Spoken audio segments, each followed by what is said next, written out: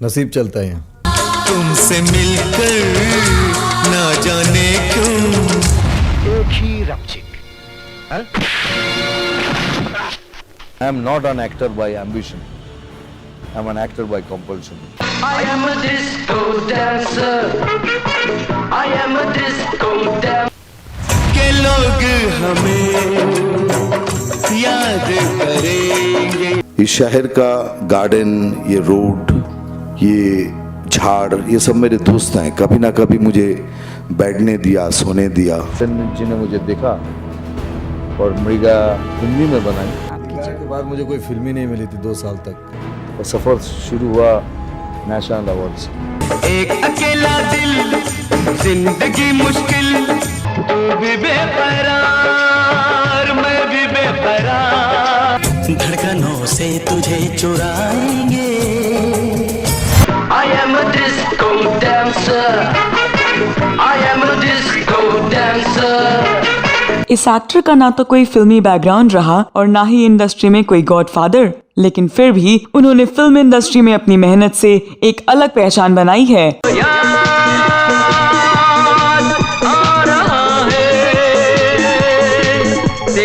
हालांकि फिल्मों में आने से पहले वह एक नक्सलवादी थे और स्कूलिंग के दौरान ही वह नक्सलियों की गैंग में शामिल हो गए थे। फिर परिवार के दबाव में उन्होंने नक्सलवाद से दूरी बनाई और बॉलीवुड का रुख किया। चोरी चोरी दिल तेरा चुराएंगे, न तुझे हम बनाएंगे। लेकिन स्किन टोन की वजह से बॉलीवुड में उन्हें कई बार रिजेक्शन का सामना करना पड़ा और इसकी वजह से उन्होंने आत्महत्या करने की भी सोची। फिर उन्होंने अपनी डांसिंग स्किल पर फोकस किया और एक समय दर दर की ठोकरें खाने वाले इस एक्टर की जब किस्मत पलटी तो उनका शुमार बॉलीवुड के सबसे बिजी एक्टर में किया जाने लगा। महकी फिजाएं हो, ठंडी हवाएं हो।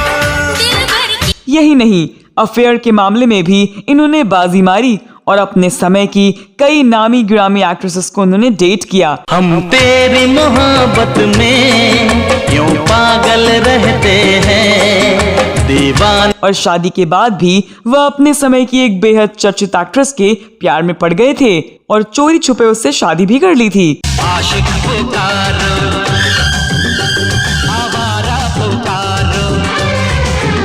फिर जब उनकी पहली पत्नी ने सुसाइड की कोशिश की तब उन्होंने इस एक्ट्रेस से रिश्ता खत्म कर लिया, लेकिन फिर भी उनके अफेयर का सिलसिला खत्म नहीं हुआ। बात करने जा रही हूँ डिस्को डांसर के नाम से मशहूर एक्टर मिथुन चक्रवर्ती की, जिन्होंने अपने फिल्मी करियर में एक से बढ़कर एक हिट फिल्में दी हैं। पहले रॉक एंड रोल, फिर लेकिन वह हमेशा ही अपनी प्रोफेशनल लाइफ से ज्यादा पर्सनल लाइफ को लेकर चर्चा में रहे हैं और इनका नाम अपने समय की कई नामी गिरामी एक्ट्रेसेस के साथ जोड़ा गया है। इस वीडियो में मिथुन चक्रवर्ती के बारे में जानेंगे और भी बहुत कुछ, तो आप बने रहिए हमारे साथ। दोस्तों, मिथुन चक्रवर्ती का जन्म 16 जून 1950 को बारी साल में हुआ था, जो कि अब पाकिस्तान में है। लेकिन आजादी के बाद मिथुन के माता पिता कोलकाता आकर बस गए थे। उनका असली नाम गौरांग चक्रवर्ती है, हालांकि यह नाम कभी उन्होंने फिल्मों में इस्तेमाल नहीं किया। इनकी शुरुआती पढ़ाई यहीं से हुई और स्कूलिंग के दौरान ही वह नक्सलियों की गैंग में शामिल हो गए थे। उनको अर्बन नक्सल कहा जाता था। उस दौर के लोकप्रिय नक्सली नेता रवि राजन उनके बहुत करीबी दोस्त थे और उनको मिथुन भा कहकर बुलाते थे।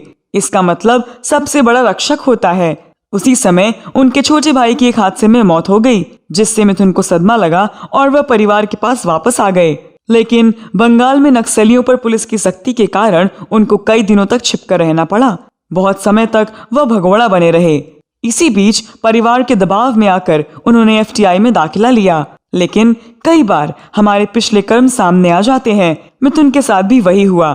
फिल्म इंडस्ट्री में उनके वाम समर्थक होने की बात पहले पहुंच गई। फिल्म इंडस्ट्री में और इसके बाहर के लोगों को कोलकाता में नक्सली आंदोलन में उनकी भागीदारी और नक्सलियों के नेता चारू मजूमदार के साथ उनकी करीबी संबंधों के बारे में पता चल गया। हालांकि परिवार में त्रासदी होने के बाद उन्होंने आंदोलन छोड़ दिया था, लेकिन नक्सली होने का लेबल उनके माथे पर लगा रहा, चाहे वह जहां भी गए, पुणे में FTI हो या फिर बॉम्बे। मिथुन चक्रवर्ती जब फिल्मों में बड़ा हीरो बनने का ख्वाब पाले माया नगरी पहुंचे तो उनकी आर्थिक स्थिति बहुत खराब थी। कई बार ऐसा हुआ कि जब सोने के लिए जगह नहीं मिली तो वह कभी गार्डन में और कभी हॉस्टल के बाहर सोते थे। एक इंटरव्यू के दौरान उन्होंने बताया कि उनके दोस्त ने उन्हें जिम खाना क्लब की मेंबरशिप इसलिए ही दिलाई थी कि वह सुबह उठकर वहां बाथरूम का इस्तेमाल कर सकें। सुबह उठकर फ्रेश होने के बाद वह काम की तलाश में भटकते रहते थे। दिन में खाना मिलेगा या नहीं यही पता नहीं होता था। हालात ये हो गए थे कि उनके मन में सुसाइड करने का भी ख्याल आया, लेकिन फिर भी उन्होंने कभी भी वह सपना देखना नहीं छोड़ा और हमेशा हकीकत का सामना किया। 1975 से 76 के दौर में अपनी स्किन टोन की वजह से कई बार उन्हें रिजेक्शन का सामना करना पड़ा। तब उन्होंने फाइटिंग और मार्शल आर्ट पर ध्यान देना शुरू किया। वह हमेशा सोचते थे कि कुछ ऐसा करूं जिससे लोगों का ध्यान मेरे रंग पर ना जाकर मेरे पैरों पर जाए, और फिर उन्होंने अपने डांस स्किल्स पर ज्यादा ध्यान देना शुरू किया। तब उन्होंने बड़ी बड़ी पार्टियों में डांस करके अपना पेट भरना शुरू किया। उनकी जिंदगी में साल 1976 में टर्निंग पॉइंट तब आया जब मृणाल सेन ने उन्हें फिल्म मृगया में ब्रेक दिया। इसमें मिथुन का रोल एक ट्राइबल हीरो का था जिसमें वह बिल्कुल फिट बैठते थे। इस फिल्म के लिए उन्होंने बेस्ट एक्टर का नेशनल अवार्ड भी जीता।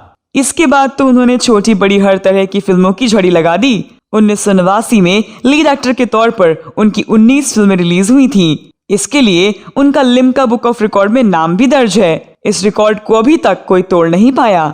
उन्होंने डिस्को डांसर, अग्निपथ, जल्लाद, कमांडो, गुरु, पसंद अपनी अपनी, घर एक मंदिर, स्वर्ग से सुंदर, मर्द, डांस, सुल्तान, जंग, चंडाल, प्यार झुकता नहीं, फूल और अंगार, गुंडा, दलाल, प्रेम प्रतिज्ञा, गंगा यमुना सरस्वती, लोहा, OMG, आदमी, शपथ, वक्त की आवाज, गोलमाल 3 जैसी 350 से ज्यादा फिल्मों में काम किया है। रूस में उनकी बहुत बड़ी फैन फॉलोइंग मानी जाती है। रूसियों ने उनकी मूर्ति बनाई और उसका नाम डांसिंग स्टार भी रखा है। फिल्म डिस्को डांसर का मिथुन स्टारर गाना जिमी जिमी जिमी आजा आजा आजा लगभग हर रूसी जानता है।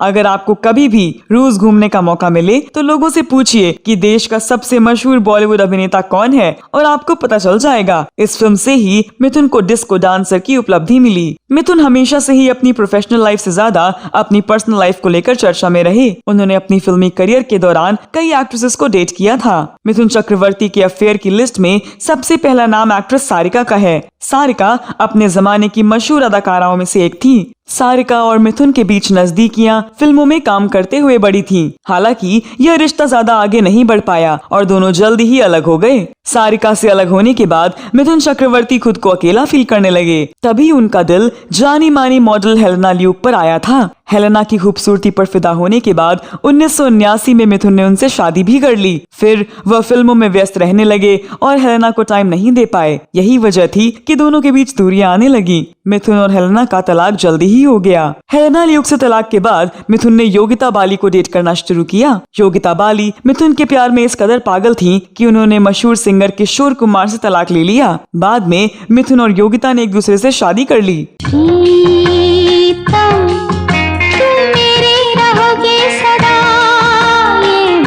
मिथुन चक्रवर्ती के अफेयर का सिलसिला यहीं खत्म नहीं हुआ। शादीशुदा होने के बाद भी मिथुन का नाम श्रीदेवी के साथ जुड़ा था। दोनों की मुलाकात 1984 में आई फिल्म जाग उठा इंसान के सेट पर हुई। तेरी जिंदगी के रागिनी पर मेरा नाम लिख दे। इसके बाद दोनों का मिलना जुलना जारी रहा और दोनों एक दूसरे के नजदीक आने लगे। मीडिया रिपोर्ट्स के अनुसार मिथुन और श्रीदेवी ने गुपचुप शादी भी कर ली थी। हालांकि इस बात की कानो कान किसी को खबर नहीं हुई और इनका रिश्ता पूरे 3 सालों तक यूं ही चलता रहा। फिर एक दिन मिथुन की वाइफ योगिता बाली को इस रिश्ते का पता चला तो घर में भूचाल आ गया। मिथुन की बेवफाई से योगिता इस कदर दुखी हुई कि उन्होंने सुसाइड तक करने की कोशिश कर ली। इधर श्रीदेवी मिथुन को योगिता से तलाक लेने के लिए जोर दे रही थी, लेकिन वह ऐसा नहीं कर पा रहे थे। पर घर में हुए इस हंगामे का असर ये हुआ कि मिथुन ने श्रीदेवी का साथ छोड़ दिया। श्रीदेवी से अलग होने के बाद मिथुन चक्रवर्ती और रंजीता के अफेयर के चर्चे होने लगे। दोनों ने एक साथ कुछ फिल्मों में काम किया था। तेरा प्यार मिला, दीदार मिला। हालांकि ये रिश्ता भी जल्द खत्म हो गया। मिथुन चक्रवर्ती ने धक धक गर्ल माधुरी दीक्षित को भी डेट किया था। प्यार कभी कम नहीं करे ना कोई सी। वह माधुरी दीक्षित की खूबसूरती पर फिदा हो गए थे। दोनों के अफेयर की चर्चा काफी जोरों पर थी, लेकिन ये रिश्ता भी कुछ दिन तक ही टिका। मिथुन चक्रवर्ती की लाइफ में अपने जमाने की खूबसूरत एक्ट्रेस आयशा झुल्का ने भी दस्तक दी थी। चल कहीं चले सजना, प्यार यहाँ करना। खुद से 22 साल छोटी आयशा पर मिथुन का दिल आ गया था।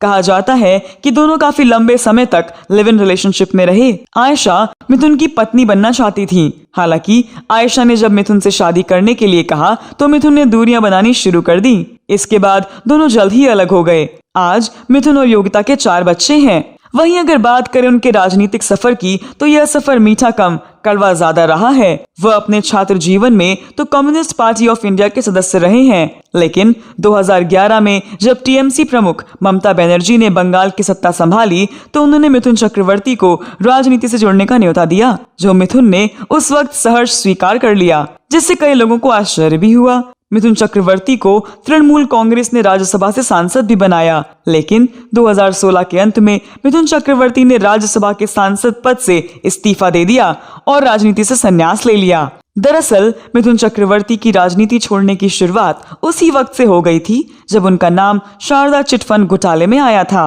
मिथुन चक्रवर्ती शारदा कंपनी में ब्रांड एम्बेसडर थे। प्रवर्तन निर्देशालय ने मिथुन चक्रवर्ती से पूछताछ भी की थी।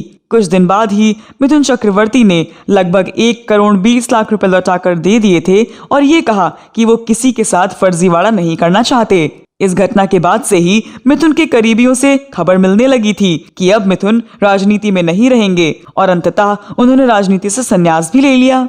हालांकि हाल ही में उन्होंने भारतीय जनता पार्टी का दामन थाम लिया। इस तरह उनका सियासी सफर अल्ट्रा लेफ्ट से सेंटर लेफ्ट और अब राइट विंगर हो गया है। तो दोस्तों, आप मिथुन चक्रवर्ती के बारे में क्या कहना चाहते हैं? आपके पास मिथुन से जुड़ी कोई और जानकारी हो तो अवश्य साझा करें।